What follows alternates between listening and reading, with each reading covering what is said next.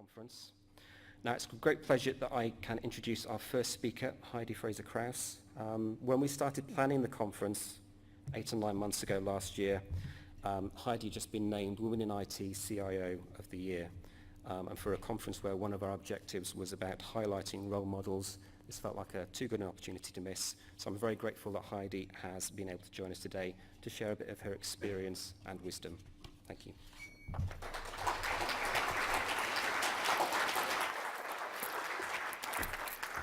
So I've got my phone just to set a timer. I'm not actually doing my email, and it's going to bing at 35 minutes, so you'll all hear that, and I know when I've got to shut up. So here we go. So great to be here. An honour to be here, actually, to be asked to share my thoughts and experience. I was glad Gareth told me why I'd been invited, because I couldn't remember, because this invitation came about 9 months ago. So what I'm going to do is share with you my thoughts and experience of things I've picked up along the way, leadership tips, hints, and these are all my personal views, not those of my employer. Hopefully you'll get something out of it. Okay, so how to make friends and influence people. So first of all, who am I? So I thought it was worth just giving you a little bit of background about my background. So I did a degree in psychology and management studies at the University of Glasgow some time ago now, quite a long time ago. And I think that's important in that I didn't start off with a degree in computer science. So I've had a very broad-ranging experience. The first thing I did when I graduated was got a job in research. So I started off working as a psychologist doing research. And then I've had a variety of things, and I think it's fair to say that I fell into IT. And just in terms of, oh, was that supposed to happen? Yeah, it's just the pictures a bit slow. Oh, I see. So I thought I'd just share with you a few of the pictures about me. This is one just to say that I'm a parent. Those are my children. If they knew I was showing you this picture, they would be absolutely horrified because this is about 10 years ago. I like a bit of mountaineering. I'm married to the lovely Professor Thomas Krauss, who has graced this stage actually with me, giving a presentation. I have a professional self. This is my professional self. Do a bit of skiing. And then I have an external professional self, if that makes sense. So I have one that's around the institution and one that is that I project out. So this is external professional self. And they are a little bit different, those things. But just to say, I'm lots of different things, and I've come into IT by chance almost, getting project work after I'd come back from things like maternity leave, looking at business processes. So that was my sort of way in. It's not through networking or anything. So what I was going to do is now talk through 10 tips, things that I've learned along the way. Told you a little bit about myself. And my first one is about this. So first of all, can I program? No, I can't program. Does that matter? No. So I can honestly say, because people come from all sorts of different backgrounds, that being able to program and being female CIO of the year don't need to go together. And I think that is tip number one. So tip number one is that your background, as in you do not have to have a high technology or deep technology background to become a leader in IT. So that's tip number one. Okay. The next tip is around building allies, building brand and building credibility. And the other thing I should have said on here was building teams. So one of the things that I've really focused on in my career is making sure I have allies. And I have a personal, and I hated writing this down, the word personal brand, but actually that matters. I don't know if you know when people move between institutions. So for example, the Vice-Chancellor of the University of York has just got a job being the Vice-Chancellor of the University of Sheffield. Within minutes of that announcement being made, the Twitterverse went mad, but also emails started pinging into my inbox saying, what's he like? right? That happens every time somebody gets a job anywhere. And your brand, what you're known as, what you're thought of, is really important. When you start in a new organisation, if when you arrive, people have already heard, and they will, oh, they're a right royal pain, or they're really good, or meh, there's sometimes no idea, that really matters.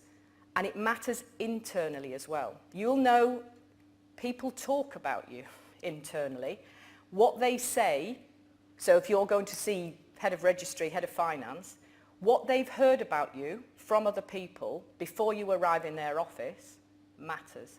So make sure you've built brand and credibility. It's absolutely vital. And the other thing is allies.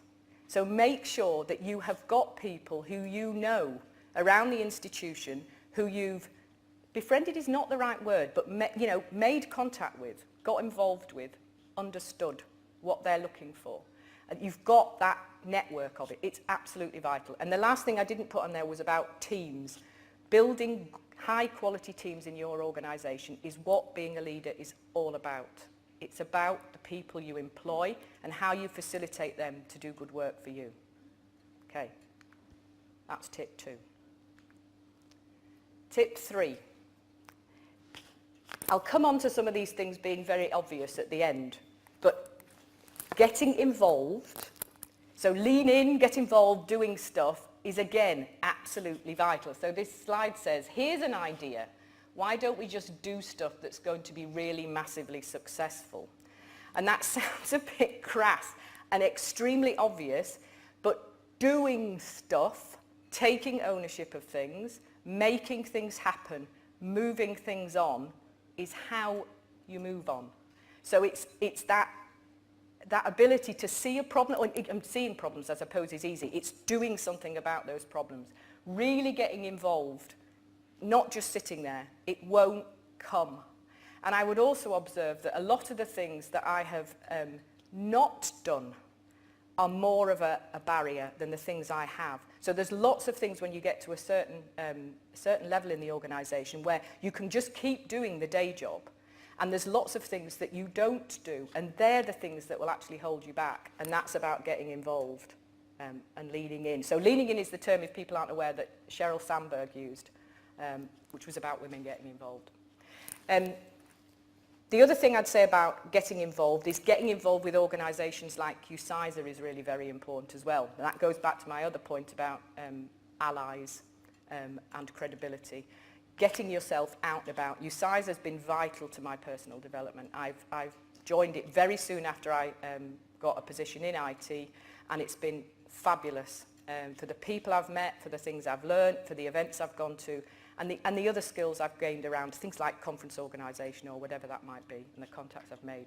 So doing stuff is a big circle. Okay, that was tip 3. Tip 4. So your boss. Everybody talks about the relationship with their boss. And I Googled what people said around tips for impressing your boss or something like this, thinking, well, most of the things that I found were really quite rude. Some of them extremely funny. But this one, I thought, was actually hit the nail on the head. So it says, do your job well. So obvious. Do your job well. That's a really good start for impressing your boss.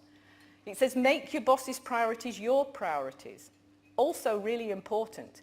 If your boss has got something that they're trying to achieve and you aren't helping them, that's not going to do any good at all. And then taking the initiative. Again, doing stuff. Go and do things that don't actually need your boss's involvement off your own bat. And then come and tell them what you've done, and they'll be really impressed. And then the last thing is seek solutions to problems. So this took me forever to realise, and I feel like a numpty that it took me so long to realise it. But when I went to see my boss, the thing that they wanted me to do was bring them a solution, not a problem. And I spent a lot of my career telling them the things that were wrong. And actually, that's not what you want to hear at all. What you want is somebody who's, because you, in the position that you're in, so imagine your boss has got loads of things going on in their lives, you're one of them.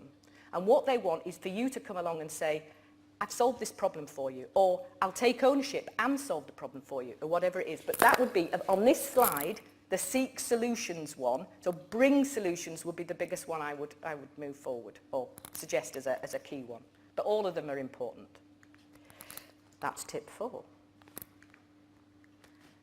Here we go. Here's the next one. Again, took me a very long time to realise how important this was.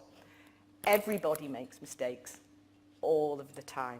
Absolutely all of the time. There's nothing you can do about it. The worst thing you can do is not admit it, is to prevaricate, is to make excuses. And I read a quote somewhere that says, if people spent as much time learning from their mistakes as they did making excuses for them, the world would be a much better place. And then the other bit there about learning from mistakes, absolutely vital. If things go wrong, look at why they went wrong, reflect on it. Be really honest with yourself as well. If you messed up, admit that to yourself. Say, yep, got it wrong. Because the longer you don't admit it, the harder it gets to do. And again, really obvious. But how many of us can't admit we're wrong? And how many of us make the same mistake at least once, twice, 3 times, 4 times? And you have to be very self-critical, very willing to say, my fault, Gov. Okay? That's tip 5. So this follows on tip 6. So this is something that I came across fairly recently, and I think it's the Johari Window is how it's pronounced or called. And the Johari Window is about the different sort of windows on yourself, who you are and who sees what of you.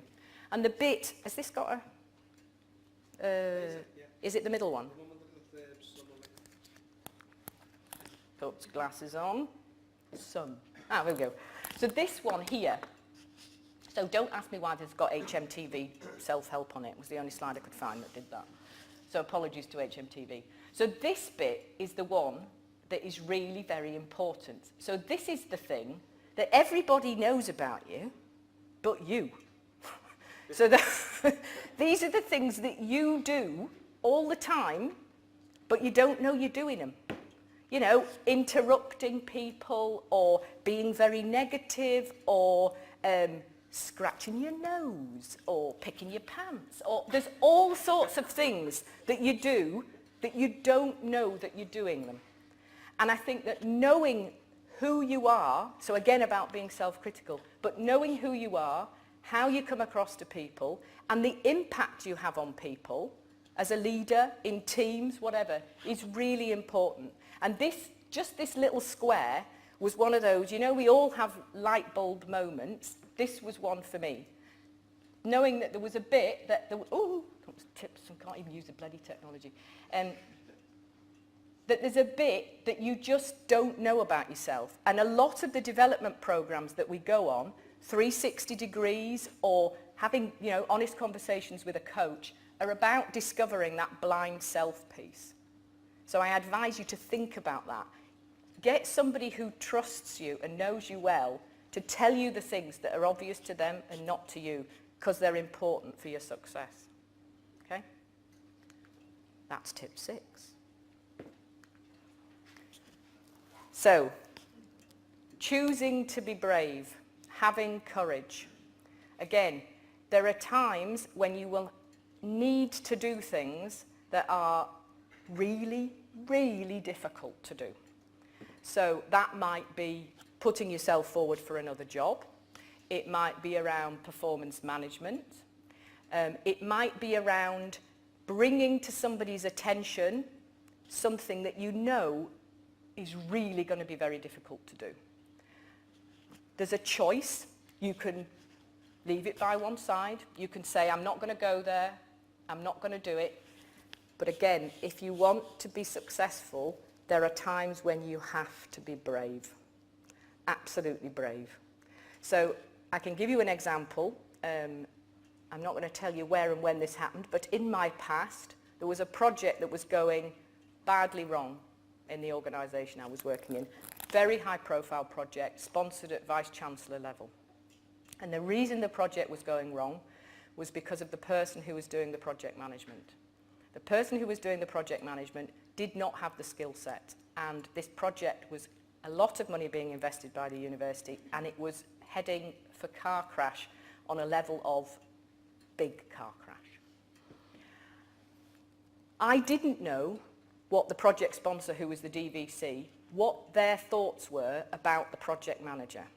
I didn't know whether it was one of their supporters or not. I didn't know that. But I knew that if I didn't raise my concerns about this particular individual in this project, it was going badly wrong. And so I really did think this could be P45 territory. I really did. And I had to square that circle with myself and decide whether or not I was brave enough to go and see the Deputy Vice-Chancellor. And in the end, I decided that I couldn't live with myself if I didn't go and do this, and that I would take the consequences, whatever they were. So I went to see them and explained my concerns, and they said to me, "Thank you for raising that. This is very important. Leave it with me." And the problem was sorted. The Deputy Vice-Chancellor sorted things out, changed the project manager, and things improved vastly after that. But I really had to screw my courage to the mast, and it was lying in bed at night, sleepless territory. But it was worth it. And there's been other occasions in my career, for example, when I moved institution, where I had to think, this is a big move. This is something I really need to screw my courage to the mast over. But I think it's very important that we also accept there are times when you don't know if it's going to work out. So there's colleagues in this room where I know where they've taken on jobs or not, and they've not known whether or not that was going to be the right thing to do. But they've been brave and they've done it, and it's worked out. And so I think being brave is very important. So that's tip 7. So this is one of my favourites as well. So you are never too important to be nice. It's so true. No matter how senior you are, what your role is, being nice to people, and I don't mean nice in that sort of sugar sweet way, I mean a decent person to those people who are more junior to you, who are your peers. Treating people with respect is so important. It comes with the credibility piece. You know, it buys you nothing to run roughshod over people. It doesn't matter whether somebody is very junior in the organisation or very senior in the organisation. In my view, we should treat everybody the same. I mean, I get very frustrated sometimes when people say to me, "Oh, they're only a grade X." Now, I always think about those individuals, whoever they may be, the grade X's that are being talked about. Often they are parents, run their own businesses from home, have all sorts of things going on in their lives, are, you know, fully paid up adults in the world, and yet when they come into work, they're grade X's, grade 3s, grade 4s, whatever. Everybody is a person, and everybody deserves an equal level of respect. So when I say nice, I mean it in a more generic sense, but it's about respect for people and treating people equally. Buys you nothing to behave in any other way like that. And I hope you can talk to some of my staff who are in the room. Hopefully they'll say, if not, tell me. If not, tell me. But I think that's very important. Tip 8. Okay, the bigger picture. So what this slide says is what you do, how you do what you do, but in the middle is why you do what you do. So again, we can get very, very focused on the whats and the hows in our jobs. And I think people in IT sometimes get very obsessed around their little bit and their details. But the really important thing is why you are doing what you do, how you fit within the organisation, how IT fits within the organisation. So understanding the bigger picture, understanding the institution, what it's doing. What is the institution aiming to do? And why your bit contributes to that is really very important. So again, this is around, so if I think back to tip 1, which was about allies and contacts across the organisation, that fits in there. Understand how you fit in with the registry, finance, the Department of Physics. What's the institution doing as a whole? Try to understand that bigger picture, because you can't contribute to the bigger picture if you don't know what it is. If you're just thinking that your role is around answering calls on the service desk, you're not going to move any further. You've got to put yourself in place of that context and understanding what that is. And I would say that that would be my major frustration with some of my colleagues. They get very, very focused on one little bit, and they forget that they're only one tiny little bit. There's a huge, big picture. And actually, we get the bits that we're really interested in and know about out of proportion for their contribution to the organisation. Getting that bit right, and therefore understanding what the bigger picture is and how you can contribute to it is really important. That's tip 9. How am I doing for time? What time is it? Because my thingy's now gone. My time has gone off. Just a second. How am I doing? Oh, 10 o'clock. Okay, so I can talk slower. Right. So, I absolutely loved this. So, when you hear people talking about success, everybody always thinks that you went from A to B in a straight line. You know, you'll know yourselves when you've worked on anything, projects at home, at work, just in life generally, that it is never, ever A to B like that. It is always like that pizza string there. And you might go backwards sometimes. You can definitely go round in circles. And you can have times when stuff really doesn't work at all. It just... So I think the message here is around the fact that perseverance is absolutely key. It will never always work out. You've got to sometimes pick yourself up off the floor, because what you were doing, either in a project or your mission in life, goes backwards, goes wrong, gets tangled up, gets derailed all the time. So I've applied for loads of jobs I haven't got. I've got involved in loads of things that haven't worked. I've got involved in things that have gone backwards, gone round in circles. However, the path has usually been in the right direction. And it's remembering that when, you know, shit always happens, to quote a phrase. Always, always. And keeping your eye on the goal that you're trying to get to. So, I mean, I think about this. Did anybody watch the football last night? Okay, so I was watching the football last night and Colombia scored, and I thought, right, that's it. They're out. It's going to go to extra time. It's going to go to penalties, and they're going to fail. And I just thought that. Now, actually, it didn't. They had belief in themselves. Things did go wrong, and they kept going, and there was success. And it's that happens in every arena, I can see. And, you know, there's an expression, when the going gets tough, the tough get going. Success is never easy. Never. Always there'll be bumps in the road. And I think that that's extremely reassuring, personally. Okay, so that was... Have I missed a tip? No. Okay. So, that was tip 10. Now, I said to you at the beginning that lots of these things are always obvious in hindsight. So this is me cheating a little bit. This is tip 11, I suppose. I've just told you a whole load of things that now that you've heard them, you think, why is she standing up here? That's all obvious. It isn't obvious. If it was obvious, we'd all do all of these things all the time. We'd all be, I was going to say the President of the United States, but I'm not sure that that's a good example. We'd all be millionaires or social entrepreneurs or whatever success standard you want.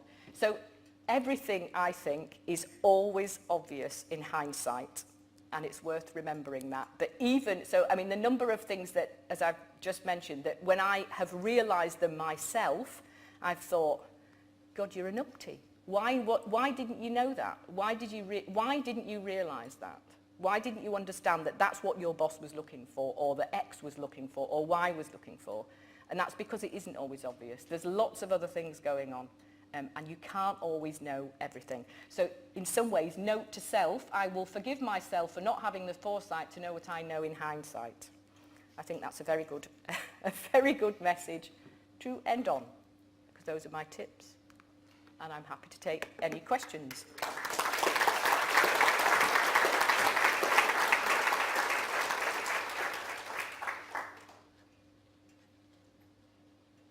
Sorry, I was doing mine. We have a microphone. Stick your hand up if you'd like to ask a question.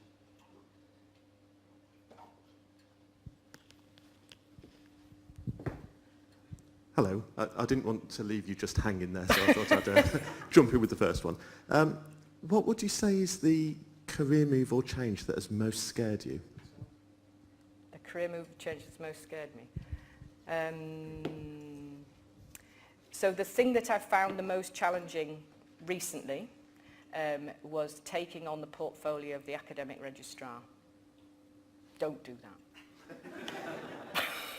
that. No, seriously. So becoming a member of the university board was very scary, with expectations. I didn't know what to expect, and that was where the bigger picture really came in, where I realised I knew nothing, absolutely nothing, where the bigger picture was really huge.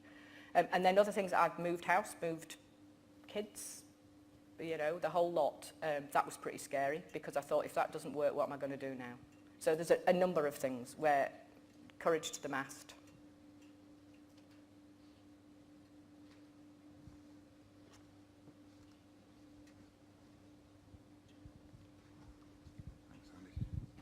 Hello Heidi, it's Gordon from University of Bath. You've given us a list of tips.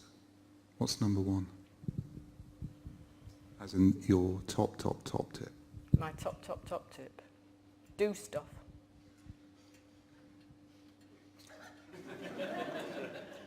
Seriously, that's what it's all about. Do stuff, you know. Don't just sit there. It won't come to you. Get involved and do things. Solve problems, move things forward.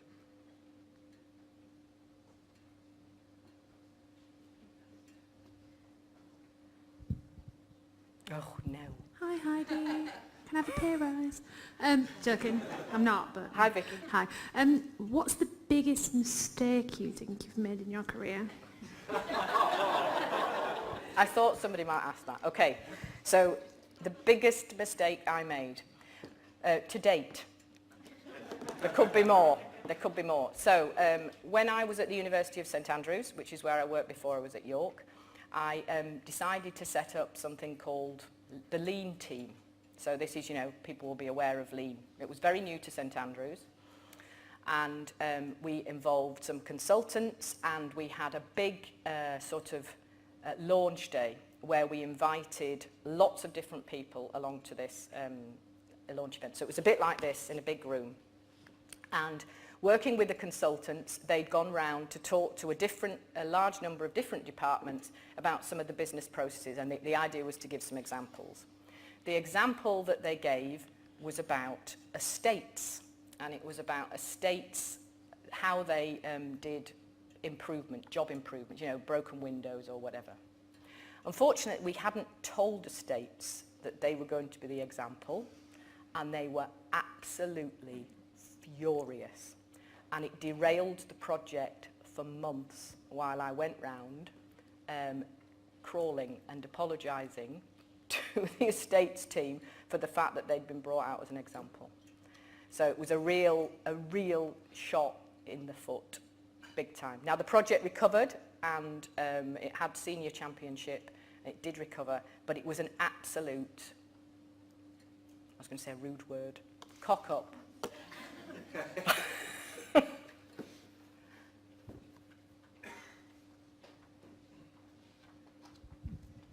And Heidi, this is the troublesome table over here. You mentioned about admit you're learning from your mistakes. Now, in universities, blame culture is often prevalent. How do you as a leader encourage an open environment to eradicate the blame culture? So I think that's a very good question. So in information services, the directorate that I'm responsible for at York at the moment, it's an explicit no blame culture. So for example, if there is some sort of major incident, we have a protocol for dealing with that where we do what we call a post-incident review, and it is absolutely no blame. It is a documentation of what happened, and the focus is on why did this go wrong and how can we make sure it doesn't happen again. And that is from the top. So I don't go around emailing people going, the network was down, why on earth? You know, so it's from my level down. That is the culture of the place. And when I meet all new staff when they start in information services, and I tell them that we have a no blame culture. And again, if you're interested, there's people in the room who work in IT in York. Have we got a no blame culture? I'm a bit putting you on the spot here. You have to say that, really. You can, so it's about creating that culture. So absolutely, blame doesn't help. I mean, I say to people, how does it help to blame somebody? What we're focusing on is making sure it doesn't happen again.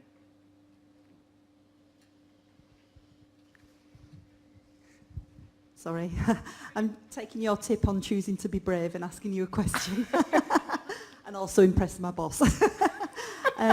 So you talked about building a brand, credibility and a team, and I can see how to build credibility and a team, but how do you choose on the brand? And is that something that's organic that comes along, or do you decide up front? I think that is a personal thing. So I think how you want to come across to people, you know, you can choose that. So you can choose dynamism, always getting things done, being fair or whatever. But I think the point around it is being aware that you've got one, that you've got a brand, even if you don't know what that is. And so doing things to manage how you, and I think manage is the right word, how you come across to people. So making sure that if, you know, so I would say that my reputation, brand reputation, you can use those interchangeably. I want my reputation to be as somebody who is trustworthy and gets things done. And so those are the things that I would focus on. And it might be that your brand is around being thoughtful or whatever that might be. But I think it's knowing, it's being aware that you've got one and therefore taking steps to manage it. Does that answer your question? Yes, thank you. I was going to say, that table's asked a lot of questions. There's people over here. I couldn't not join in because everyone else asked them. I wondered, from your Johari window, what was the one thing that confused or shocked you most? About me? So a positive thing that I learnt about me was that I am, well, I think this is a positive thing, is that I'm instinctive.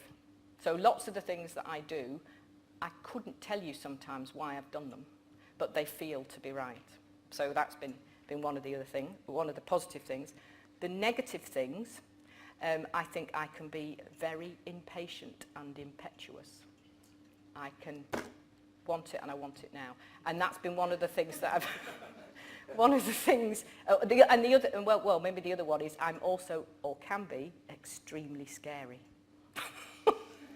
And I didn't know that, because I'm not scary to me. So those are some of the things. I've been very honest here. This is all going on Twitter now, isn't it? We've got time for 2 more questions. We did have one. Yeah. Putting your hand up, could you miss? Hello. You were talking about perseverance being key. Sorry, say again? You talked about perseverance being key. Perseverance, yep. When have you had a situation where you feel like you're going completely in the opposite direction and you've had to remember that and persevere to make it, whatever you're doing, happen? So I think the example I would give was when I moved from my previous employer, which was St Andrews, to York. I don't think it's any secret, I don't think there's anybody from St Andrews in this room, but I was miserable in St Andrews. I was really miserable. I didn't feel I was in the right culture or I was supported, and I felt I'd gone backwards. I'd got to a certain level of seniority, and then I went for a job and I didn't get it. And I literally went backwards. And I suppose the perseverance there was, it was almost also a choice, was to either, do I stay and suck this up and just, you know, stay where I am and accept it, or is it to do something different and move house, you know, move house, move family, move the whole 9 yards. And so I think that's as a perseverance, because I could have just said, okay, I'm never going to go any further, I'm happy living here, I'm going to stay here. But there are other things where I've tried to make change and people have got in the way of that. And I've had to think, how much do I... Oh, I can give you an example, actually. So, in York, we have 2 data centres. And I decided that we needed to do some business continuity testing, which involved... What I wanted us to do was to switch a data centre off and run everything from one data centre. And I honestly thought that people had got a wax doll with pins. Pins in it, because they hated me so much for insisting on doing this. Was really, I had people that I really trusted and respected come to me and say, don't do this. Don't make us do it. Don't do it. And I remember being on a particular Friday, somebody coming to me and saying, don't do it. Don't do this, you can't. It's just going to be a nightmare. And I went over the weekend and thought, what am I going to do? Am I going to stop? Am I going to cave in? Or actually, am I going to keep going? And I sort of had one of those moments on a Sunday afternoon when I do a lot of housework on a Sunday afternoon, laundry folding, actually. And I thought, the fact that people are saying to me that we shouldn't do this means we should. And so we did it, and it worked. And we all went to the pub afterwards. Though I didn't, because I wasn't allowed in the pub. Anyway, there's an example. One more question. Who can raise their arm highest? What's the raising? Who's the nearest? Hi, Paul Dalton from Teesside University. You mentioned you came from a non-technical, non-IT background. Mm-hmm. How do you manage the challenges of managing dyed-in-the-wool technical people who maybe don't have the respect they should for the manager if they're not at that level that they expect the managers to be? So I suppose to say that I'm not technical is not strictly speaking true. I can't program.